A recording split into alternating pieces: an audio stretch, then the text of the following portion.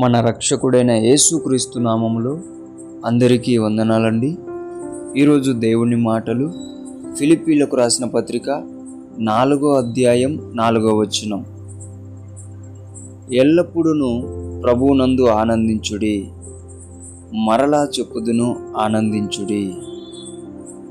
ప్రియమైన దేవుని బిడ్డలారా, లోకంలో అనేక రకాలుగా మనం ఆనందిస్తూ ఉంటాం, కానీ అవేవి మనకు తృప్తినివ్వవు, దేవుని నుంచి మనకు ఆశీర్వాదాన్ని తెచ్చిపెట్టవు. కానీ ప్రభువులో నీవు ఆనందించడం ద్వారా నీవు సంతృప్తి చెందుతావు. అలాగుననే ఆ ఆనందము ద్వారా నీవు ఆశీర్వదింపబడతావు. అంటే ప్రభువులో ఆనందం మనందరికీ కూడా ఆశీర్వాదకరమని అర్థం.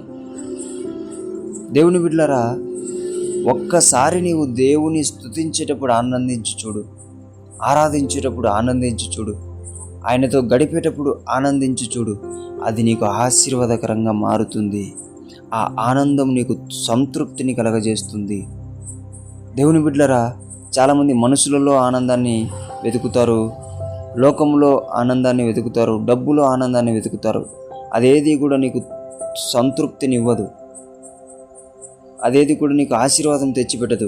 కానీ ప్రభువులో ఆనందము ఖచ్చితముగా నీకు ఆశీర్వాదకరంగా మారుతుంది.